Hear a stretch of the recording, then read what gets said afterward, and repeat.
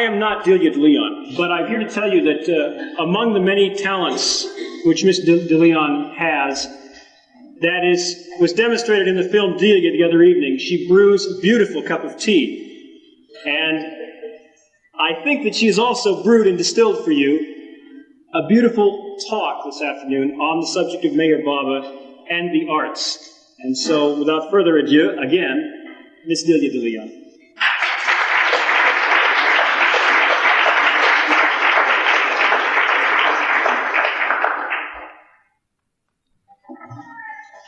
Some time ago, we did a series called Meher Baba and the Arts.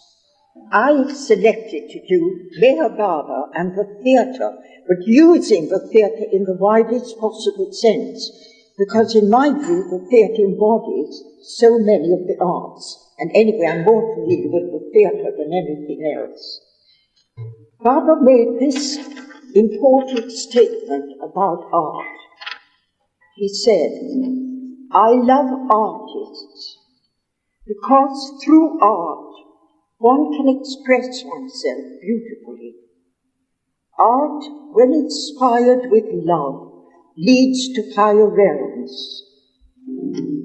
Love art, and that art will open for you the inner life. When you're lost in it, your ego diminishes. Love infinite appears, and when love is created, God is attained. So you see how art can lead one to find infinite God." Right from the start, Baba told us that he had very important work to do in the realm of entertainment. And it was actually when he was first in England in 1931 that he expressed the desire to go to the theatre. I think you've all seen the Delia film, that was where I met Baba for the first time. But it's probably very difficult for you to imagine what it was like in that vast auditorium to meet the avatar of the age for the first time.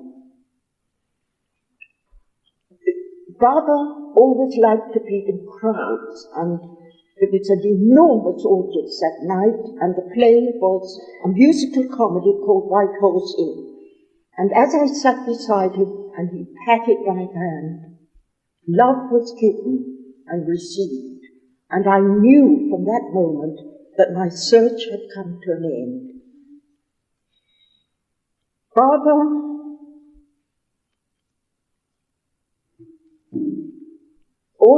Baba said that he wanted to pay visits to the theatre cinemas and for many entertainments to be provided for him.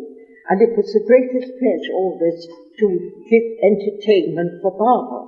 But if you asked him to go anywhere and you thought you'd have Baba to yourself for a time, you may be quite sure that when the time arrived, that at least a dozen or more people would be there, and you never got the chance to have Baba to yourself, which was rather selfish, but he was teaching us that Baba liked to be in crowds. It was also in England that Baba gave his first message to the West, to the Paramount newsreel. And Charles Purdom read that message, and historically, I think it's a very important reel, and I think everyone who can have it should have it for their center, because there Baba gave that first message, which he ended up by saying he would bring all religions together like beads on one string. I do think that through the medium of the films that Baba can spread his message of love and truth, and everyone can see the avatar as he was in that early stage, and have that message repeated again and again. After that, Baba said that it was necessary to go to Hollywood to make a link with the film world, and that he wished to meet all the stars and producers for his work. One of our early group, Quentin Todd, had a lot of connections in Hollywood, and he introduced Barbara to Lula Bankhead, and there Barbara met all the film stars, and a big reception, as you know, was given for him at the Knickerbocker Hotel. And I presume it was at that time that he paid a visit to the Hollywood Bowl and conceived the idea, which he told us much later, that he was going to break his silence in the Hollywood Bowl.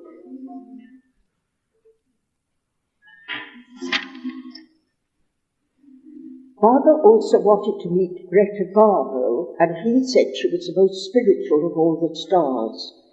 But that, unfortunately for Garbo, didn't come up.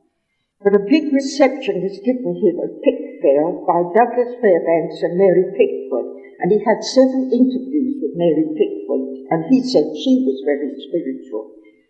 And it was at Beverly Hills that Barbara gave a message stressing the responsibility of those concerned with the theatre in general and the film world in particular. He emphasized this by saying, "I do not need to tell you who are engaged in the production and distribution of moving pictures what a power you hold in your hands, nor do I doubt that you are fully alive to the responsibility which the wielding of that power involves. He who stimulates the imagination of the masses can move them in any direction he chooses, and there is no more powerful instrument for stimulating the imagination than the moving pictures. People go to the theatre to be entertained. Plays which inspire those who see them to greater understanding, truer feeling, better lives, need not necessarily have anything to do with religion. Real spirituality is best portrayed in stories of pure love, selfless service, of truth realized and applied to the most humble circumstances of our daily life. This is the highest practicality, to portray such circumstances on the screen that will make people realize that the spiritual life is something to be lived, not talked about, and that it, and it alone, will produce the peace and love and harmony which we seek to establish as the constant rule of our lives. This made it very clear to us the value that Barbara put on films, and I think all the time he was thinking of the future and what films would be produced, and the methods he was inspiring in others to do work for the future. But from the early days he told us that he wished a special film to be produced according to his directions and ideas, and the task of this film project was given to Princess Machiavelli. Norina's first husband, Carl von Müller, had written a play called Miracle, and she created the part of the Madonna, using the name of Maria Palmer. She explained, "I was in a sanatorium with consumption when they sent for me. I had never acted or even walked on the stage, but I was filled with divine illumination. I understood and became the Madonna. Playing the part cured me of galloping consumption. My next spiritual experience came when I met Barbara. My life had been one of vivid romantic experience, but till I met the Master, I never knew peace." Norina could pick up to work, and she produced scenarios for Barbara and several producers. I think even Carl von Müller wrote a scenario. Then, eventually, she produced Gabriel Pascal.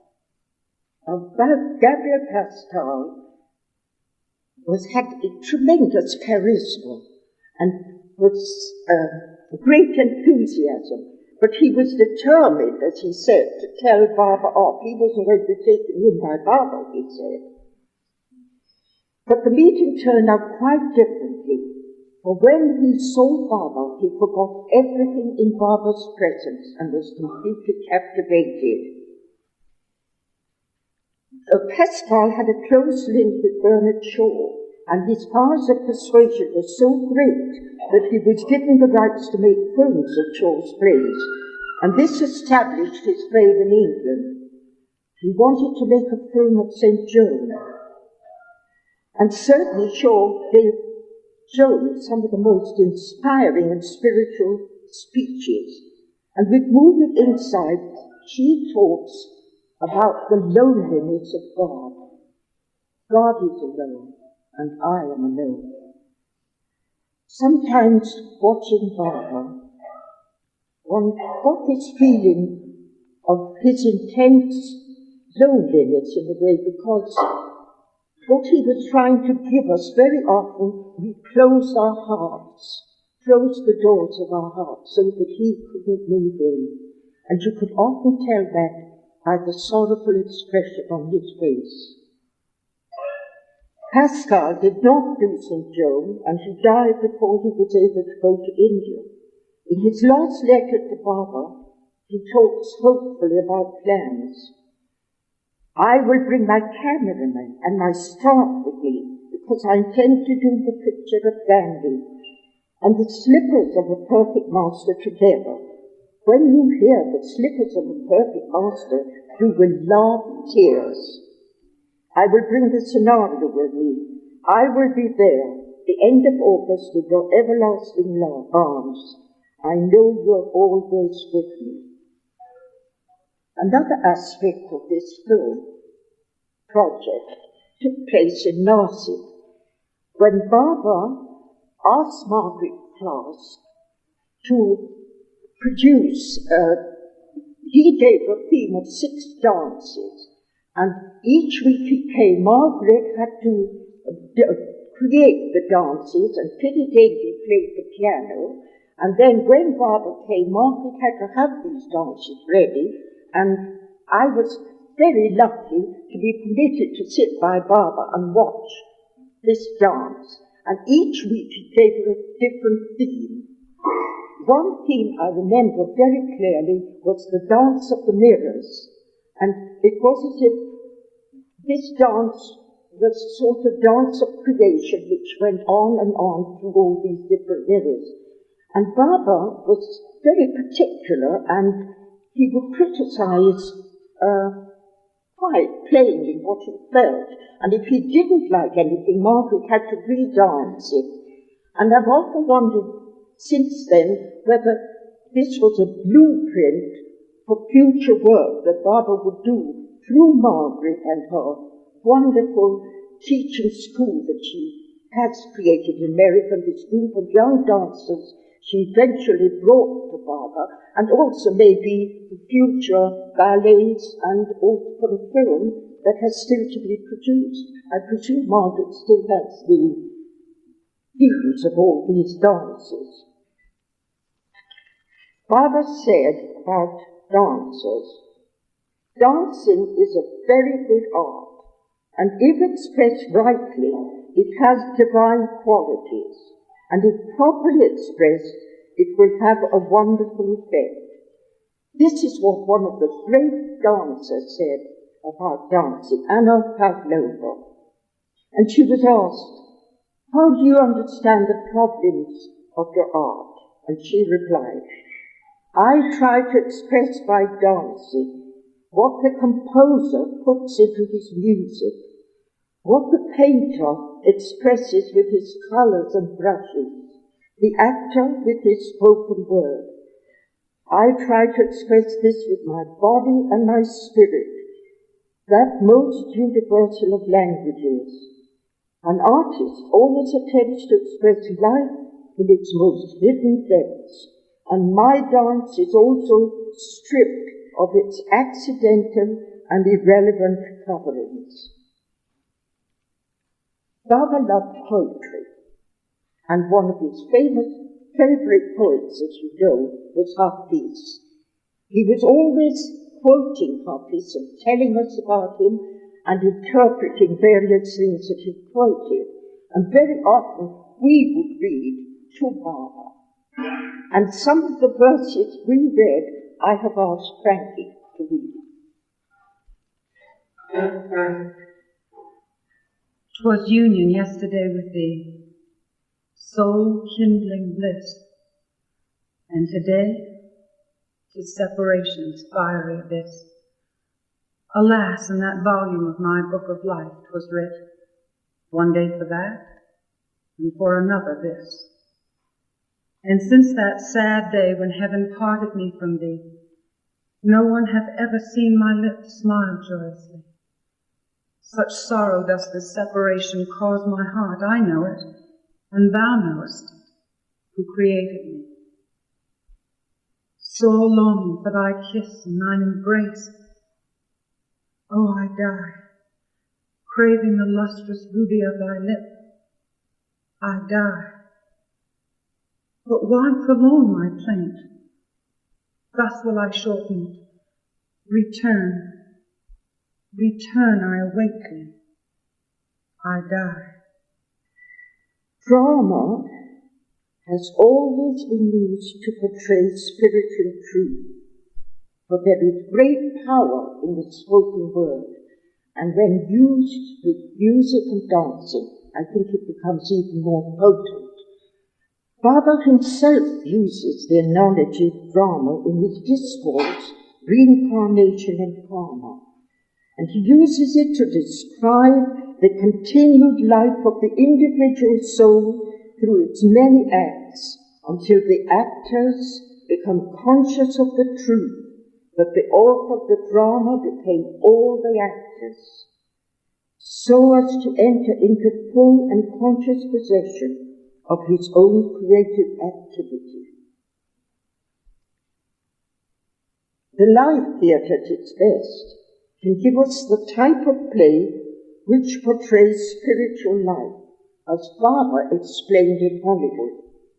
It can also illustrate the art of cooperative effort, when you have a play, producers, actors, and finally an audience. And in special circumstances, when all are in harmony, a magical unity can be created. Baba gave the following helpful advice to actors. Art is one of the sources through which the soul expresses itself and inspires others. But to express art thoroughly, one must have the inner emotions opened thoroughly. There are many actors who, through an inferiority complex or through nervousness, feel they cannot express themselves, and this negative feeling of the mind checks the expression. Think you are one of the greatest actors in the world and try to express yourself thoroughly. I think, however, it is very necessary that every artist should acquire the technique of his art, and the advice given by Charles Purdom, closely connected with the theatre, to an American actress is very valuable. You have to acquire technique, because without it you are helpless, a mere amateur. But technique alone is empty form. You need to develop presence of heart, with technique transcended. That development is what makes the true artist. The art is not simply presenting the person, but imaginative representation of human reality. Unless the actor can go out of himself, above himself, he cannot do that. Classical acting is to create a form and act within it. It is the trained mind making exact use of psychic and physical powers. It is to be the master of the technique of your art, not its slave, and not the slave of instinct. It belongs to the realm of Barbara's real existence. And that doesn't just apply to actors, it applies to every artist. Anyone who's ever seen a really great artist realizes how true these remarks are. I once saw that great Italian actress Eleonora Duse, and she had this extraordinary luminous quality, but yet she had this perfection of technique, and she just simply floated across the stage, and you just felt you were in the presence of a really great artist. Of course, there are many more. Pavlova was another great artist, and many others. I do not think Barbara ever saw a full Shakespearean play, although I was told he saw a puppet show of Midsummer's Night Dream in America. But he did see a scene from The Taming of the Shrew in an entertainment we had got up for his pleasure at the Little Kew Theatre at the foot of Kew Bridge, and Barbara had paid several visits there to see plays. This was one of the best and most professional shows we ever gave for Barbara. There was Norina Machiavelli, Margaret Cross, Quentin Todd, and several others. And we had a great variety for Barbara. We had recitations, singing, dancing, and there was one special thing that Margaret had created, a hunting scene in which there was to the music of an old English hunting song, Do You Ken John Peel? I don't know if any of you know it, but it's a very jolly song, and as we played it and the horn sounded, Barbara just simply loved that. And Margaret decided that Anita Delia, whom you saw in the Italian film about Barbara in Italy, and I were to be the hounds. And she put us in the front of the stage, and we had to lie on our backs, and all during this thing we had to do that. So, of course, that also pleased Barbara. He thought that was very funny while we were twirling our legs. Barbara's sister, I may tell you, I think those who met Marnie will know what a fantastic mimic she is. And on one occasion when we were there, in the first visit to India, Barbara called on her to give us an entertainment. And Marnie did everything. She wrote, she sang, she danced, she mimicked. She gave us a whole hour's entertainment. And Marnie could have been a great actress or anything. She had been otherwise than Barbara's sister. She's really quite fantastic in her mimicry.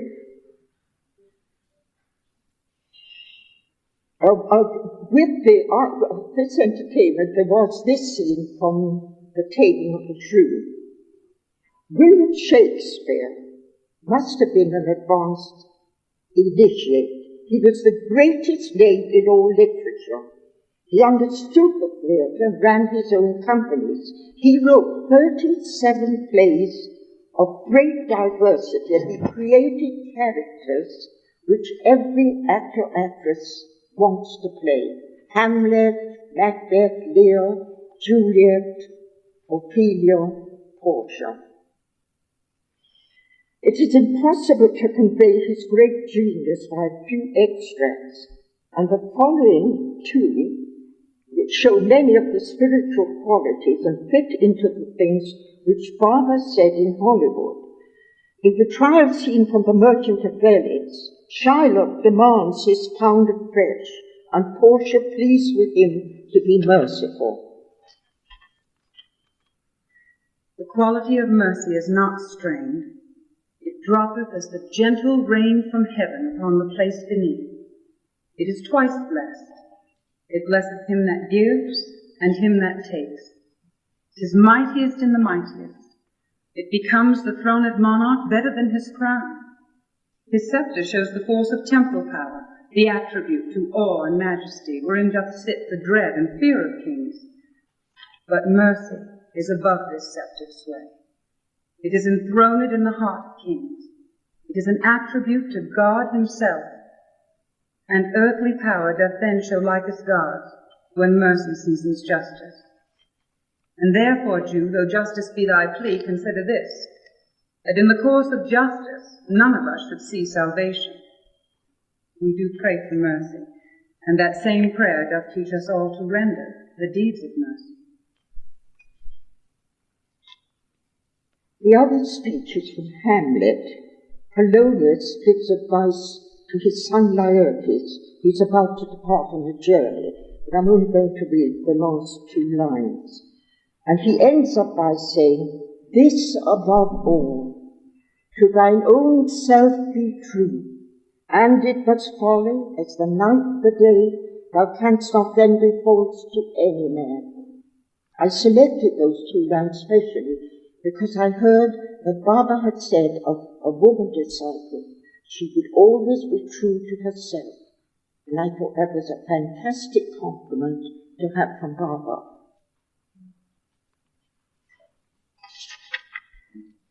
Now, Baba said, before he gave up his body, that he'd accomplished his work 100% to his satisfaction. Now, what that can mean in terms of art, it's difficult to see at this moment, but because this is the avataric period, it must mean a terrific stirring up all round in every realm, in the physical, the mental, and the spiritual. And what it will mean for art, we can't quite see the shape, but I think I've heard that Upasana Maharaj said, and I think that gives us a clue. When the men and women of the West sing and dance in praise of God, the spiritual revival will take place. And I think we should remember that at the entombment, Baba did not ask for sermons or discourses or funeral orations, but he asked for a simple love song to be played time and time again. Begin the beginning.